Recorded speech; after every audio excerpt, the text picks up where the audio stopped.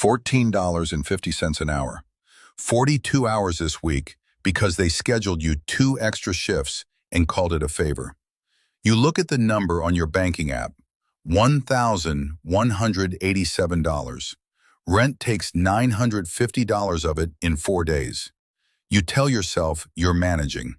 That's the word people use when they haven't run out of money yet, but they've run out of room. This is the first kind of power, or the absence of it.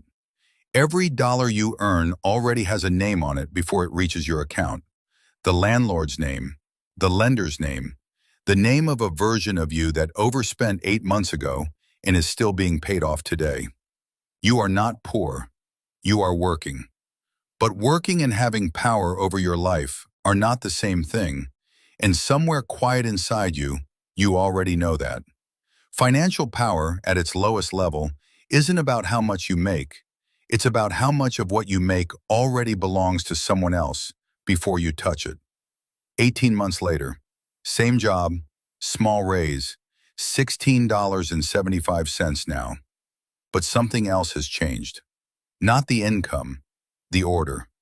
You paid off the $2,400 credit card balance that had been quietly charging you 24% interest for 2 years. You didn't feel rich doing it. You felt relieved, which is a different emotion entirely, and a more honest one.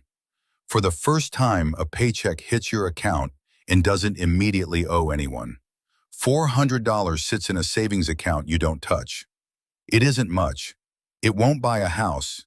It won't buy freedom, but it buys something people underestimate completely. A single night where your car breaks down and you don't panic. That's the first real inch of financial power. Not wealth, just slack. The tiny gap between what you owe and what you have, where a decision can finally be made calmly instead of desperately. Most people never build this gap. They live so close to zero that every emergency becomes a crisis, and every crisis becomes debt, and the debt becomes the reason they can never build the gap in the first place. You just stepped outside that loop. Barely, but you did. 3 years in, $52,000 a year now, a job with a title instead of a shift schedule. You open a retirement account for the first time and read a sentence that changes how you see time itself. The S&P 500 has returned an average of roughly 10% a year before inflation over the last century. You do the math slowly, like you're checking it twice because you don't trust it. $500 a month, invested from age 25, growing at that historical average, becomes over $1.6 million by 65. Not because you got rich, because you got early. $500 a month starting at 35 instead becomes closer to $566,000. Same discipline, same amount, 10 fewer years, over $1 million of difference. This is the moment financial power stops being about income and starts being about time. Rich people don't have a secret return rate, they have a head start and a refusal to withdraw the money once it's growing. You didn't get a head start. Nobody warned you at 18, but you have today, and today is the earliest day you have left. You set the contribution to automatic. You stop checking it. This is what discipline actually looks like. Not intensity, just distance from your own impulses.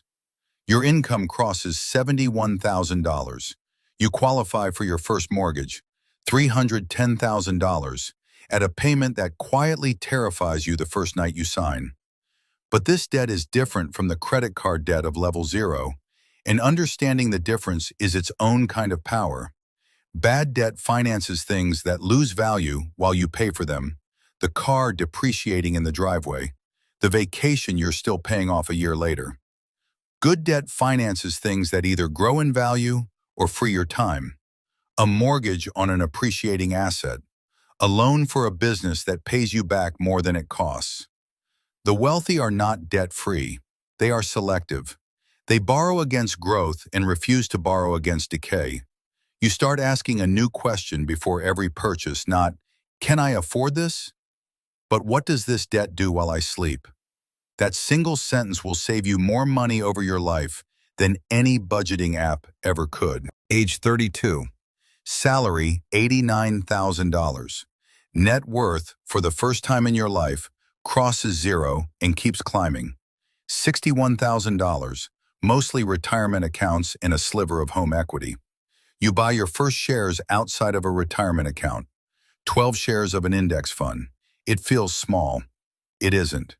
For the first time, part of your income doesn't come from your labor. It comes from ownership. Dividends deposit $34 into your account, and you didn't work an hour for it.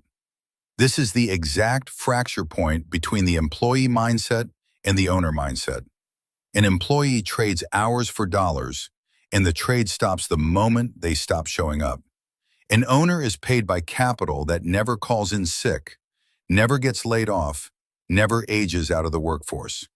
You are still mostly an employee, but a small percentage of you, for the first time, is something else. And that percentage, however small, is the beginning of real financial power, because it is the only form of income in your life that doesn't require your permission to keep growing. Age 41. Net worth, $412,000.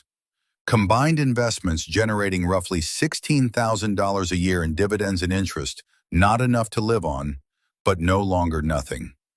This is the level almost no one reaches because it requires surviving every level before it without breaking discipline. Your investment income, for the first time, covers a real monthly expense. Not lunch money, your car payment, every month without you working for it. Financially, nothing dramatic has happened. Emotionally, everything has. You start to understand that financial power was never about the number in the account. It was about how many of your monthly obligations no longer depend on your body showing up to a job. Every bill covered by capital instead of labor is one more hour of your life you no longer have to sell. The wealthy don't call this passive income. They call it optionality, the ability to say no to a bad boss, to a job that costs you your health, to a version of your life you no longer want simply because you can afford to leave it. You are not free yet, but you can see freedom now, and seeing it changes how you spend every dollar after this point. Age 47. Net worth crosses $1.1 million. Something changes that has nothing to do with the number. A banker calls you back the same day. A financial advisor offers you a rate the person beside you in line will never be offered. You're invited into a conversation about a private investment opportunity that was never advertised publicly because it didn't need to be. Capital finds capital. This is the level where financial power stops being private and starts being social. Money doesn't just buy things anymore. It buys access to information, to rooms, to opportunities that are never posted where the public can see them. The uncomfortable truth about wealth is that the biggest opportunities are rarely won. They're introduced. And the introduction is almost always a function of who already has capital, not who works the hardest. You didn't choose this system, but you understand it now.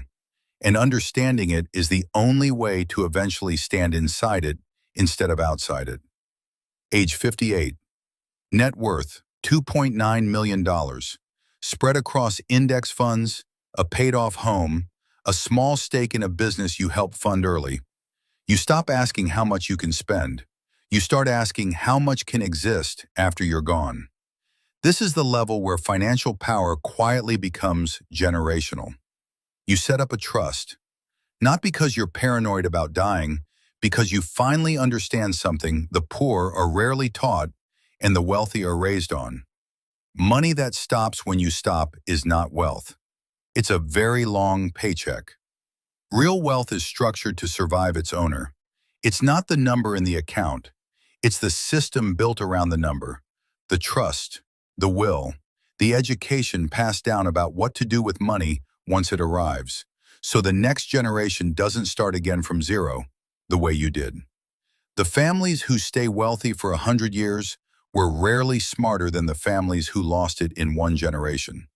They were simply more intentional about what happened to the money after they stopped being the one managing it. You think back, actually back, all the way to $1,187 in an account with $950 already spoken for. You realize now that financial power was never the destination. It was never a number you'd eventually reach and finally feel safe. It was a series of small transfers of control, from your circumstances to your decisions, $1 and one choice at a time. The version of you at level 0 thought money was about what you could buy. The version of you standing here now knows money was never about buying things. It was about buying back time, buying back options, buying back the ability to say no to a life you didn't choose. Financial power isn't loud. It doesn't announce itself. It's quiet, and it's cold, and it's patient, and it rewards exactly one thing above all others.